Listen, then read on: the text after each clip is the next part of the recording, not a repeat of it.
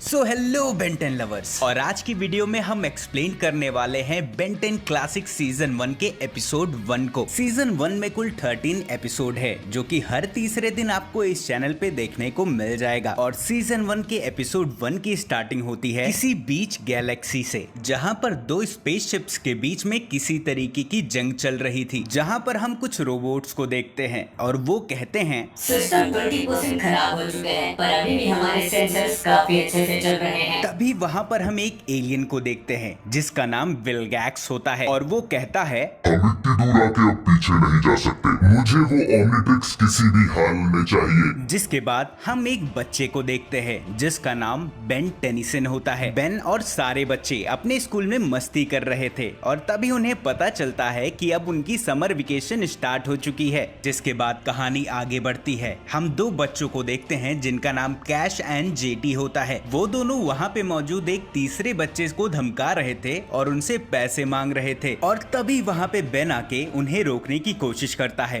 पर cash and jetty उसकी बातों को ज्यादा सीरियसली नहीं लेते। बेन उन दोनों बदमाश बच्चों को रोकने के लिए आगे बढ़ता है, परंतु कैश एंड जेटी उसे उल्टा ही पेड़ पे लटका देते हैं। तभी हम देखते हैं कि थोड़ी ही देर बाद वहाँ पे बेन के ग्रैंडपा मैक्स भी आ जाते हैं और कहते हैं, बेटा बेन जल्दी चलो, हम यहाँ पे टाइम वेस्ट कर रहे हैं, हमें रात होने से पहले अपने समर कैंप वाली जगह पे पहुँचना है। जिसके बाद में बेन ग्रैंडपा मैक्स के रस बकेट के अंदर जाता है जहाँ पे उसकी मुलाकात ग्वेन से होती है। ग्वेन को देखने के बाद में बेन बहुत शॉक हो जाता है और ग्रैंडपा मैक्स से पूछता है आखिर में ये यहाँ पे क्या कर रही है। ग्वेन भी गुस्से। तभी ग्रैंडपा मैक्स उन दोनों को समझाते हैं कि इस साल समर कैंप में तुम्हारी कजन भी हमारे साथ चलने वाली है। इसके बाद हम देखते हैं कि टीम टेनिसन अपने सफर पे निकल चुके हैं, जहाँ पे बेन एंड ग्वेन का मुंह बना हुआ होता है क्योंकि इस साल उन दोनों को अपना समर कैंप एक दूसरे के साथ बिताना था। और इसी गर्मा गर्मी के बीच में टीम टेनिसन अपने समर कैंप वाले जगह पे पहुंच जाते हैं। Grandpa max Gwen and Ben को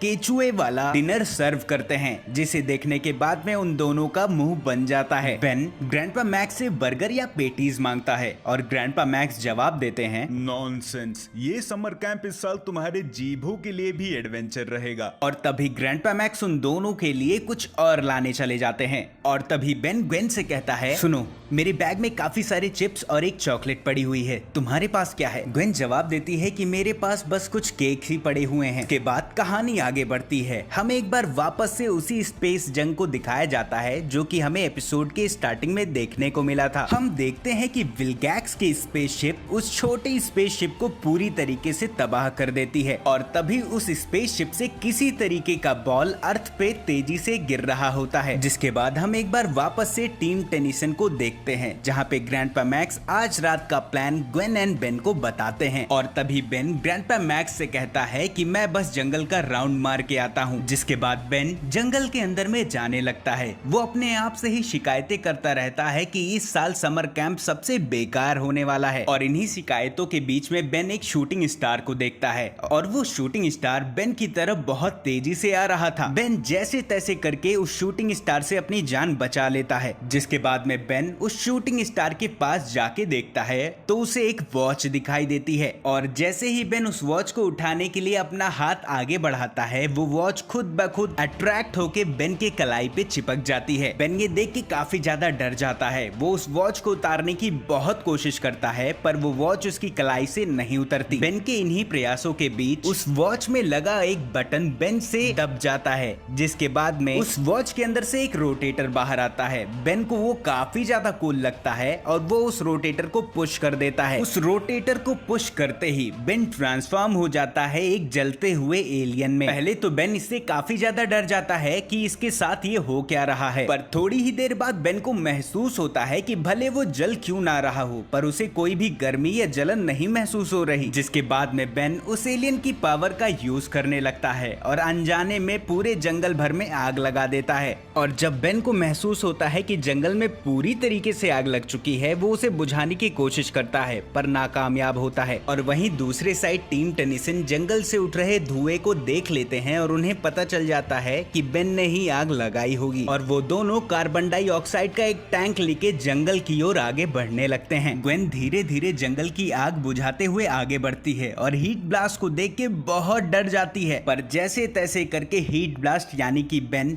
ग्वेन को यकीन दिला देता है कि वो बेन ही है। और तभी वहाँ पे ग्रैंडपा मैक्स भी आ जाते हैं। बेन उनको अपनी दुख भरी कहानी सुना पाए उससे पहले वो सब मिलके जंगल की आग को बुझा देते हैं। आग बुझने के बाद में हमें एक बार वापस से आउटर स्पेस का सीन दिखाया जाता है, जहाँ पे विलगैक्स अपने रोबोट्स पे काफी ज्यादा भड़क रहा था क्योंकि सामने वाले स्पेसशिप के अंदर में ओमनीट्रिक्स यानी कि वो वॉच मौजूद नहीं थी। तभी वो रोबोट जवाब देता है कि हमारे उस जहाज पे उतरने से पहले एक पेटल अर्थ के ओर फेंका गया था, जिसके बाद में विलगैक्स उन्हें आदेश देता है कि जाके उसका पता लगाओ। और वही दूसरी साइड बेन ग्रैंडपा मैक्स को भी अपनी कहानी बता देता है। ग्रैंडपा मैक्स ये सुनने के बाद में काफी ज्यादा हैरान होते हैं। तभी ग्वेन कहती है क्या ये हमेशा के लिए ऐसा ही मॉन्स्टर बनता फिरेगा। इतना ही सुनने के बाद में बेन भी सैड हो जाता है कि हमेशा के लिए मैं जलता हुआ मॉन्स्टर नहीं बन के रहना चाहता। बेन आता है और वो देखता है कि ओमनीट्रिक्स अपने जगह से मिसिंग है, जिसके बाद वो अपनी बॉडी से 2 छोटे ड्रोन्स को रिलीज करता है ओमनीट्रिक्स को सर्च करने के लिए। और वहीं दूसरी साइड बेन ओमनीट्रिक्स के अंदर में छेड़छाड़ कर रहा था और नए एलियंस की पावर्स के बारे में सोचता है। तभी अचानक से वहां पे ग्वेन आ जाती है और उसे मना करती है ओमनीट्रिक्स को छूने के लिए, जिसके बाद में बेन ग्वेन को समझाता है कि अगर मैं इसका यूज करना सीख गया तो इसके वजह से मैं लोगों की हेल्प कर सकता हूं। और अब बेन को ओमनीट्रिक्स को यूज कैसे करते हैं ये पता चल चुका था, जिसके बाद में बेन एक बार वापस से एलियन में ट्रांसफॉर्म होने का ठान लेता है और वो ट्रांसफॉर्म हो जाता है वाइल्ड मट में। ग्वेन वाइल्ड मट को देख के उसका मजाक उड़ाती है और कहती है कि एक ऐसा डॉगी जिसकी आंखें भी नहीं है ये क्या ही कुछ कर सकता है। और वो वाइल्ड मट को उसकाने के लिए एक लकड़ी फेंकती है, पर वाइल्ड मट अपने सेंसेस का यूज करके उस लकड़ी को झट से पकड़ लेता है, जिसके बाद में वाइल्ड मट ग्वेन को परेशान करने के बाद में जंगल के अंदर चला जाता है। ग्वेन उसे रोकने की कोशिश करती है पर वाइल्ड मट नहीं रुकता। बेन वाइल्ड मट के पावर्स का यूज करना सीख ही रहा था कि तभी उस पे ड्रोन्स का अटैक हो जाता है, पर वाइल्ड मट छिपते छिपाते उस ड्रोन को पूरी तरीके से तबाह कर देता है। उस ड्रोन को बर्बाद करते टाइम पे बेन की ओमनीट्रिक्स का बीप भी बच जाता है और वो अपने डिफॉल्ट रूप में ट्रांसफॉर्म हो जाता है। बेन के डिफॉल्ट रूप में आते ही वहाँ पे एक दूसरा ड्रोन आ जाता है और उसके ऊपर में अटैक करने की कोशिश करता है, पर सही टाइम पे ग्वेन वहाँ पर आकर बेन की जान को बचा लेती है। जिसके बाद हम टीम टेनिसन को एक साथ देखते हैं। ग्रैंडपा मैक्स बेन पे गुस्सा करते हैं और कहते हैं कि मैंने मना किया था, वो भी इस वजह से ताकि दूसरों का ध्यान तुम्हारी वॉच पे ना जाए। बेन ग्रैंडपा मैक्स से माफी मांगता है और कहता है कि आगे से ऐसा कभी नहीं होगा। ग्रैंडपा मैक्स जवाब देते हैं कि तुम्हारी कलाई पे ये बधी हुई वॉच इतनी ज्यादा पावरफुल है कि तुम्हें इसे जल्द से जल्द ऑपरेट करना सीखना पड़ेगा। ये सुन के बेन काफी ज्यादा खुश हो जाता है। तभी एक रेडियो पे अनाउंसमेंट होती है कि एक काफी बड़ा रोबोट शहर के बीचों बीच अटैक कर रहा है, जिसको सुनने के बाद में टीम टेनिसन उस लोकेशन पे पहुंच जाते हैं। और वहां पहुंचने के बाद बेन ट्रांसफॉर्म हो जाता है डायमंड हेड एलियन में, जिसके बाद हम देखते हैं कि जायंट रोबोट शहर में तबाही मचा रहा होता है और डायमंड हेड उसे रोकने के लिए आगे बढ़ता है। और वहीं दूसरी side grandpa max and Gwen campus में फंसे हुए लोगों की जान बचा रहे होते हैं। अब क्योंकि बेन को डायमंड हेड के पावर्स के बारे में ज्यादा कुछ नहीं पता था, जिस वजह से वो जायंट रोबोट पहले तो डायमंड हेड को काफी बुरी तरीके से तोड़ता है। डायमंड हेड उस जायंट रोबोट से बार बार पिट रहा होता है, पर कुछ ही देर बाद बेन को डायमंड हेड के पावर्स के बारे में धीरे धीरे पता चलने लगता है और उस जायंट रोबोट और डायमंड हेड की लड़ाई के बीच में डायमंड हेड अपनी पावर्स का यूज करके उस जायंट रोबोट का एक हाथ तबाह कर देता है। और तभी वो जायंट रोबोट डायमंड हेड को दूर उठा के फेंकता है और उसके ऊपर अपने लेजर रिपल्सर से फायर करता है, जिस वजह से डायमंड हेड दूर जाके गिरता है, पर उसके दिमाग में आइडिया आ जाता है। जिसके बाद डायमंड हेड खुद उस जायंट रोबोट के सामने चलकर आता है और उसे पिंच करता है खुद के ऊपर रिपल्सर अटैक करने के लिए। और जैसे ही वो जायंट रोबोट अपने लेजर रिपल्सर से डायमंड हेड के ऊपर में अटैक करता है, डायमंड हेड अपने क्रिस्टल्स का यूज करके उसके रिपल्सर लेजर को रिफ्लेक्ट कर देता है, जिस वजह से उस जायंट रोबोट के लेजर से ही उसकी जान चली जाती है और वो रोबोट पूरी तरीके से तबाह हो जाता है। सारी कलाकांडी हो जाने के बाद में हम डायमंड हेड और टीम टेनिसन को वहां से खिसकते हुए देखते हैं, जिसके बाद एक बार वापस से हमें आउटर स्पेस दिखाया जाता है, जहां पे हम विलगैक्स को काफी गुस्सा करता हुआ देखते हैं और वो कहता है उस पृथ्वीवासी की वजह से मैं ओमनीट्रिक्स नहीं पा सका, अब जल्द ही उस पृथ्वीवासी का सर मेरे दीवार दीवार पे टंगेगा। जिसके बाद हम टीम टेनिसन को एक बार वापस से देखते हैं, जहां बेन एक्सेलरेट की हेल्प से अपने घर जाके छूटे हुए सामान को भी वापस ले आता है और अपने सुपर स्पीड का यूज करके वहां पे फैले हुए सामान को रस बकेट के अंदर रख देता है और अपनी जर्नी को स्टार्ट करने को कहता है और कहता है कि ये समर इस साल का सबसे बेस्ट समर होने वाला है। और इसी के साथ एपिसोड 1 की एंडिंग हो जाती है।